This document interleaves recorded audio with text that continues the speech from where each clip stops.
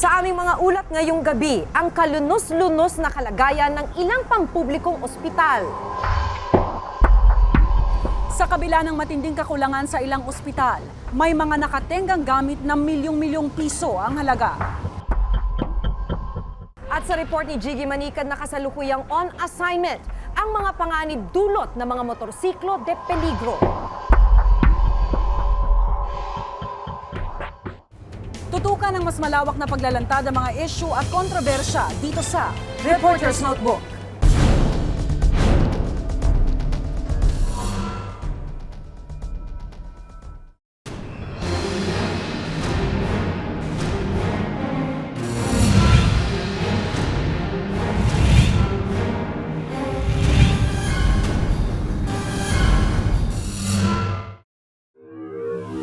Kada minuto, 2 buhay ang kinikitil ng mga aksidente sa daan sa buong mundo. Sa Pilipinas, ika-4 ang mga disgrasya sa daan sa mga sanhi ng kamatayan. At kada araw, halos 4 na po sa mga aksidente sa daan, motorsiklo ang dahilan.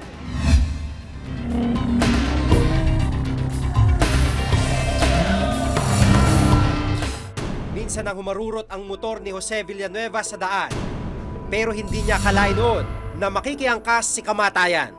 Ayun, nung bumabiyahe kami sa C5, madaling araw nga bandang alas 4, hindi ko in-expected na abutin ako ng truck. Kasi nga, pagtingin ko sa side mirror ko, ng bandang left, madilim kasi. 3 raw sila noong sakay ng motor. Wala ni isa sa kanila ang may suot na helmet. Dahil sa aksidente, biyak ang kanyang bungo, bali ang tadyang at ngayon, hirap na siyang ikilos ang katawan. Ang kinakasamang si Evelyn at 2 taong gulang na anak nitong si Alona May, agad binawian ng buhay. Nakaligtas man, habang buhay daw niyang dadali sa kalooban ang mabigat na pangyayari. Sa nakalipas sa 5 taon, halos dumoble ang bilang ng mga naaksidenteng motorsiklo sa Metro Manila. 2 sa 10 na aksidenteng may kinalaman sa motor. Hindi na umaabot sa ospital ng buhay.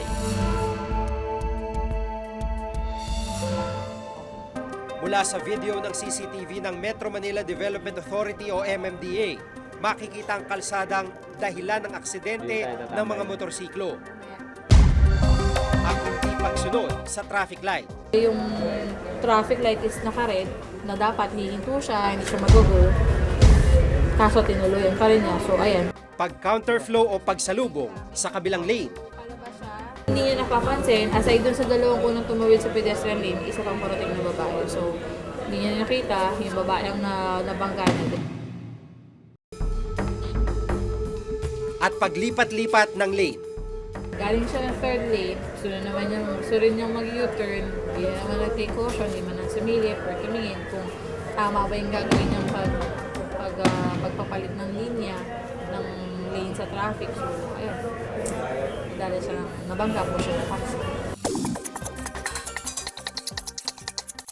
Tinungo ko ang Commonwealth Avenue na ayon sa MMDA, may pinakamataas na bilang ng mga naaksidenteng motorsiklo. Bawat araw, halos 2 aksidente sa motor ang nangyayari dito. Karaniwan ang pinagmumula ng aksidente yung itong Commonwealth Avenue dahil yung mga motorista naiengganyo magpatakbo na mabilis dahil nga naman sa lapad ng kalsada.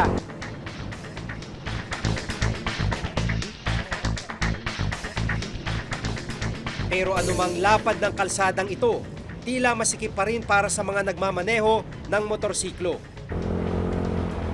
Ang problema sa mga nagmumotor, wala talaga silang mga lanes na para sa kanila. So, anong nangyayari, kahit nandun ka sa safely, pag minsan nagigit-git ka pa. Kaya naman pagsingit sa kalsada nagiging tugon ng mga motorsiklo. Pag kumanan ka, tatamaan mo itong mga bus tulad nito, makikita nyo kung gaano kahirap. Ayon kay Dr. Regine Regidor ng UP National Center for Transportation Studies o NCTS, may kaugnayan ng kawalan ng sariling lane para sa mga motorsiklo sa mga aksidente sa daan. Standard na may sariling lane yung motorcycle at yung mga bisikleta. Sila yung nagsishare kasi parehong tigda dalawang gulong. Hindi sila kasing vulnerable ng katulad sa sitwasyon natin dito na ang mas marami pa rin sa daan ay yung mga mas malalaking sasakyan. Bagamat yung dami ng motorsiklo patuloy na tumataas. No? Setyembre ngayong taon nang ihain sa Senado o Motorcycle Lane Act of 2010. Naglalayong malagyan ng isang hiwalay na lane sa gilid ng mga pangunahing kalsada na para lamang sa mga motorsiklo at bisikleta. Pero hindi pa dinidinig at nananatiling nakabinbin ang panukalang ito. Sa ngayon naman, meron namang batas na nakatuon sa mga motorsiklo. Sa ilalim ng Republic Act 10054 o Motorcycle Helmet Act, itinatakdang bawat nakasakay sa motorsiklo ay kinakailangan magsuot ng helmet bilang proteksyon. Pero sa tala ng DOH, 9 sa bawat 10 na aksidente sa motor, walang suot na helmet. Sinubukan din naming maglibot at dito saksi kami sa maraming nakikipagsapalaran sa kabila ng nakambang panganib. Kahit ipinagbabawal ang higit sa 2 taong nakasakay sa motor o overloading, may mga namataan kaming sumusuway pa rin sa itinakda ng batas. Umaabot na ngayon sa halos 4 na milyon ng mga motor sa buong bansa. Masyadong dumami na yung motorsiklo, no? Lalong-lalo na sa Metro Manila.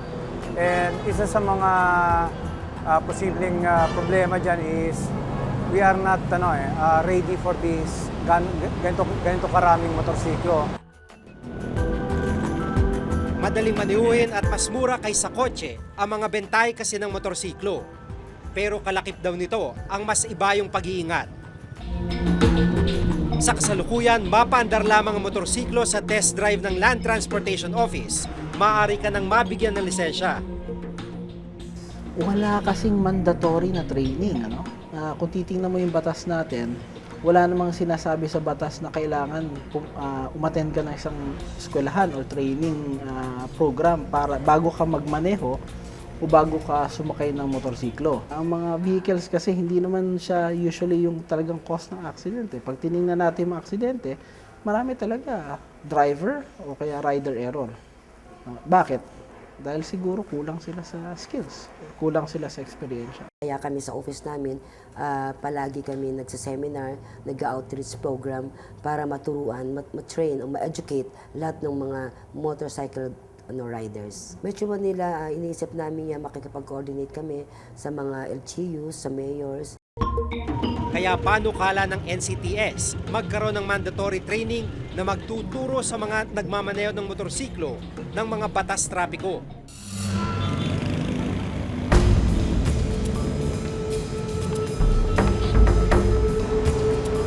Motorsiklo man o anumang uri na sasakyan, disgrasya ay may iwasan. Iba yung pag-iingat at pagsunod sa batas trapiko ang kinakailangan. Dahil ang minsang pakikipagsapalaran, maaring buhay ang maging kabayaran. Ako si Jigo Manicad at ito ang nakatala sa aking Reporter's Notebook. For the very poor, the poorest of the poor, yes. But for those who are not, for those who can afford to pay, dapat naman magbayad sila. Ano yung natatanggap ninyong mga gamit? Kung kailangan nyo na ng gamot, kailangan nyo na ng gamit, may natatanggap ba kayo mula dun sa ospital? Swero. Nagsuswero po siya kung bibili na. Wala man din eh.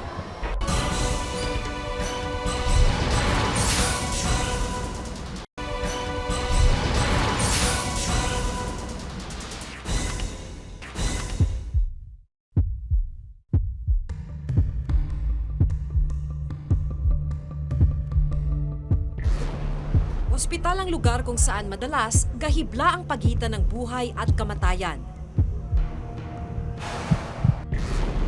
Bawat segundo, kritikal sa pagsagip ng nag-aagaw hininga. Lumang problema na kung ituring pero tila na pag-iiwanan pa rin daw ang ating mga pampublikong ospital kung kalidad ng serbisyo ang pag-usapan.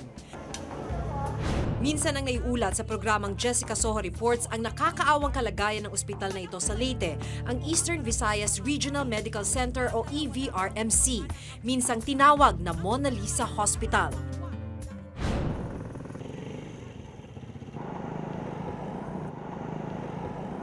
Anim na taon na ang nakalipas, binalikan namin ang ospital. Malaking pagbabago na rin daw ang naganap sa ospital. Bago na ang kanilang emergency room, mas maayos daw ang ilang pasilidad, ngunit di maitatangging marami pa rin dapat isaayos dito. Really sad to say wala kaming CT scan. Naaawa rin kami sa patients na they have to be transferred to other hospitals just for a simple procedure. Kailangan talaga namin bumili na pa ng maraming beds sa ER na which can function as well as stretchers. Sa hallway ng ospital, tila ganun pa rin ang sitwasyon. Ang ward namin para sa OB ay can accommodate only 45 patients. Pero minsan ang kanilang census ay umaabot ng 90 patients, so double. So kaya umaabot na dito sa hallway. So part doon sa 30 million na sinasabi ko na infrastructure, magdi-develop kami ng mga ward sa taas para ma-decongest naman yung first floor namin. Sa OB ward, 4 hanggang 5 ang naghahati sa isang double bed. At dahil sa bilang ng mga bagong panganak, 2 hanay sa hallway na nga ang nasakop nila. Dito namin nakilala si Aling Wilma, 3 araw na nila sa ospital. Hirap daw siya dahil mula nang ma-admit ang naaksidenteng anak sa hallway na sila nakapwesto. Kasama niya sa hanay ang ilang diabetic patients. Kaya hinaantay ko ngayon ang doktor niya kung anong maganda dyan kasi sabi lalagyan ng stainless. Wala na pala ako bumili. Resiminto yata yan. Bit-bit din nila ang sarili nilang folding bed. Si mahal daw, 600 yung ano, sa kwarto. 600. Hindi namin tayo magbayad yan. Meron naman daw bakanting kwarto, ngunit semi-private ang mga ito, kaya nagtitiis na lamang sila dito.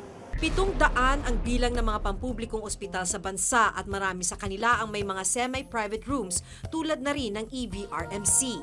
Dati kasi 80% ng mga bed capacities ng ating mga ospital ay para sa mga charity patients o service patients. Ngayon, napakalaki na ng bahagi ng mga porsyento ng mga beds ng mga ospital ngayon ay napupunta sa pay patients.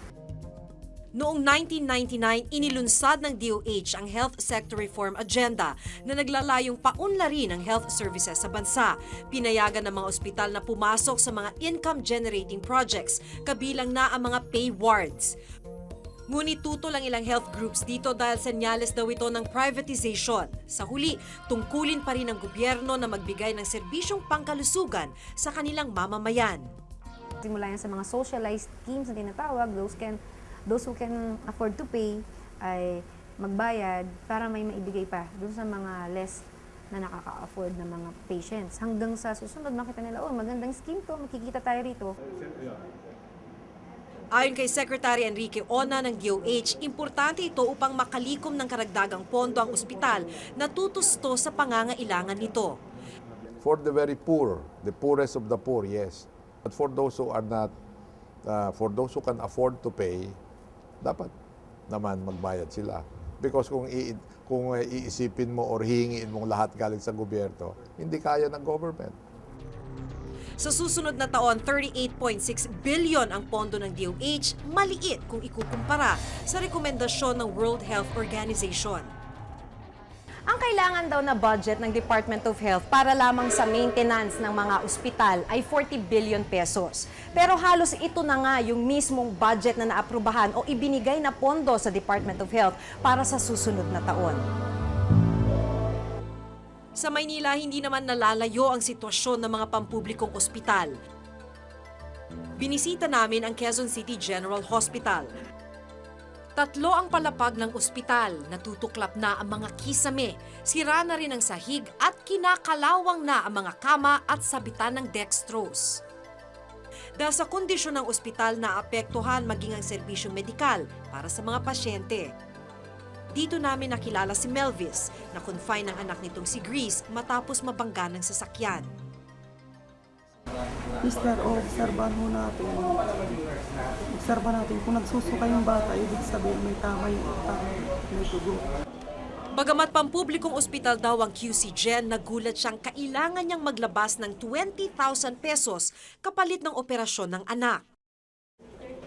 Sabi private daw po yata yung yung mag-opera. Dahil wala nga raw po silang pang gamit sa operasyon na to. Bali, ang sabi sa akin, ang kailangan hawak mo sa bulsa ngayon, 10,000 sa gamit ay sa gamot bago operasyon, tapos yung 20,000 sa gagamitin pang operasyon. May 20,000 ba kayo nung mga panahon na yun? Wala nga ho dahil biglaan hindi naman natin inaasahan na gano'n ang mangyayari. Kasi hindi ka naman pwede mag-opera ng kulang yung panahi o kulang yung gamot. Paglilinaw pa ni Direktor Edgardo Salud, abono pa nga raw ang kanilang mga doktor lalo na pag emergency cases. Kasi pag emergency, ayaw namin kasi ng may mamamatay dahil may kakulangan. Dinalaw din namin si Marivic, may malaking bukol sa kanang gilagid. Cancerous daw ang bukol ayon sa mga doktor. Dahil sa kalagayan, hindi makapagsalita si Marivic at tanging sa tubong ito sa kanyang ilong dumadaloy ang nagsisilbing pagkain niya. Problema ng kanyang pamilya ang pambili ng gamot at gastos pang-ospital ni Marivic. Araw-araw, kulang-kulang 1,000 piso ang halagang kailangan nila para masustentuhan ang mga pangangailangan nila sa ospital. Ngunit kulang ang ospital sa gamit kaya hindi rin sila matustusan. Ano yung natatanggap ninyong mga gamit? Kung kailangan nyo na ng gamot, kailangan nyo na ng gamit, may natatanggap ba kayo mula dun sa ospital? Swero. Nagsuswero po siya kung bibili. Wala man din. Matagal din tiniis ng mga pasyente ang lumang gusaling ito ng QC Gen. Sa susunod na buwan, lilipat na sa bagong tayong gusaling ito. Ngunit bago man ang gusali, pareho pa rin daw ang problema ng ospital.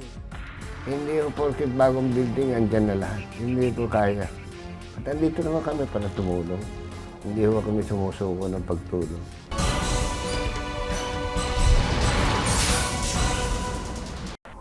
Anim na palapag sana ang ginagawang gusaling ito ng Amang Rodriguez. Natenga kasi yung konstruksyon ng ilang palapag dahil sa kawalan ng pondo. 400 pasyente sana ang makikinabang dito pero sa ngayon, nagtitiis at nagsisiksikan na lamang sila sa mga pasilyo ng ospital.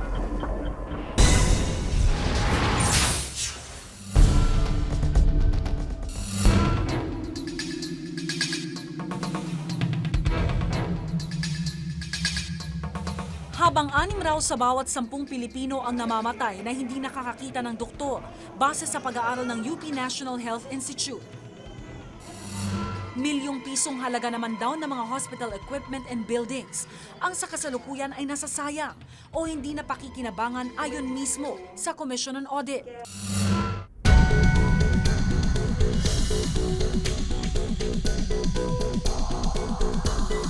Ilang minuto lang mula sa Eastern Visayas Regional Medical Center, matatagpuan ng Tacloban City Hospital. Isa sa mga ospital na nabanggit ng COA na may nakatenggang gamit na milyong piso ang halaga. Para sa taong 2008, iniulat nilang nabubulok at sira na ang ilang bahagi ng ospital na maaaring makasama sa mga pasyente at maging sa mga staff ng ospital. Yan o, tingnan mo yung termite. Pag umuulan, di siyempre yung patient, nakakakos yan ng inconvenience sa mga patients doon sa ward, lalo na sa ward kasi tumutulo. Diba? Dahil dito, mula level 2, bumaba sa level 1 ang status ng ospital. Ibig sabihin, wala na silang lisensya upang makapag-surgery at iba pang medical services. Ito rin daw ang dahilan kung bakit nakatenga sa loob ng operating room ang isang anesthesia machine na nagkakahalaga ng 5.4 million pesos na donasyon ng City Hall. Ni minsan, hindi ito nagamit mula nang ma-deliver noong April 2008. Mabalik na po ang level namin, na papayag na po ang Department of Health na mag-opera kami, ibig sabihin, ma-upgrade na po kami kasi makakomply na kami sa requirements, saka na po magagamit ang machine. Sa 2009 report naman ng COA para sa Department of Health o DOH, umaabot sa mahigit 100 milyong piso ang halaga ng mga gamit, gusali at pasilidad ang nakatenga o hindi pa tapos hanggang sa kasalukuyan. Maaari na itong makabili ng 24 na anesthesia machines o makapagpatayo ng 2 hospital buildings o kaya naman ay makapagsalba ng buhay ng mga kapuspalad na pasyente. 4 sa mga ospital ang matatagpuan sa NCR, habang ang iba ay sa Luzon, Socsargen at Caraga Region. Binisita namin ang ilan sa mga ospital na nabanggit sa report. Isa ang Amang Rodriguez Memorial Medical Center. Sa umano'y may nakatenggang building na nagkakahalaga ng halos 32 milyon. Ayon kay Director Ricardo Lustre, hindi magamit ang gusali dahil kulang na raw ito sa pondo. Kailan ho ba dapat natapos itong OPD building? They should have been finished or natapos dapat yan noong the year 2000. Kaya lang, 10 years ago? Yes, oo. Ano ang nangyari? Medyo kulang kasi ng funding source. Pansamantala nilang ginagamit bilang tanggapan ng unang palapag ng gusali. Bukod dito, hindi pa rin tapos sa kasalukuyan ang main building ng ospital. 6 na palapag sana ang ginagawang gusaling ito ng Amang Rodriguez. Natenga kasi yung konstruksyon ng ilang palapag dahil sa kawalan ng pondo. 400 pasyente sana ang makikinabang dito pero sa ngayon, nagtitiis at nagsisiksikan na lamang sila sa mga pasilyo ng ospital. Ang nagagamit namin sa ngayon, yung basement, ground floor at saka yung second floor. Para po sa? Para sa ating mga pasyente. Ang Research Institute of Tropical Medicine o RITM, tanging ospital na gumagawa ng iba't ibang uri ng bakuna sa bansa, napansin din sa report ng COA. Halos 58 million pesos daw na mga gamit paggawa ng bakuna ang hindi umano napakinabangan. Sa katunayan, 1995 pa nang bilhin ang mga kagamitang ito, ngunit hindi ito nagamit kahit minsan. Ang dating bumili niyan is actually hindi naman Research Institute for Tropical Medicine, kundi yung Biological Production Service na nung year 2000, na-merge with RITM. With the merger, napasama yung unutilized equipment na yan. Dagdag pa ni Villarico, matagal na raw silang nagre-request ng budget para magamit na ang mga equipment, ngunit hindi pa sila nabibigyan sa kasalukuyan. Kahit man gustuhin man namin na magamit kaagad yan, kung wala pa namang pera para sa facility, ay hindi pa naman namin ipuput up yung mga equipment na yan.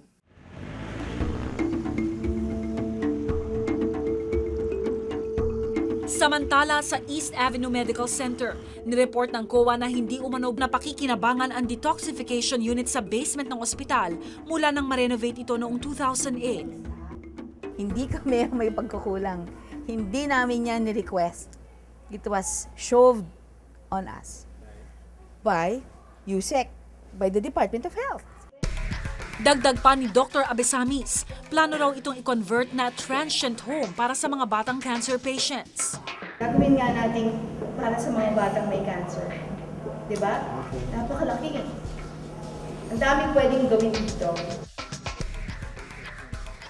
Ayon kay Secretary Ona ng DOH, ang mga hindi sapat na pagpaplano ng mga proyekto ang tinututukan sa ngayon ng Department of Health. Ibig sabihin, somewhere along the way, merong na bulyaso. So, dumating ang makina, yung pala hindi pa ready yung building. Or ready ang building, nandun ang makina, pero tinitrain na tao magpapatakbo noon, wala pa. Sa kalagayan ng mga pampublikong ospital sa bansa, nakapanghihinayang ang 100 milyong pisong halagang tila na uwi lamang sa wala.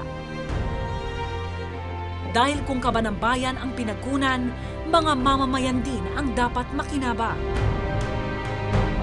Ako si Rhea Santos at ito ang nakatala sa aming Reporter's Notebook.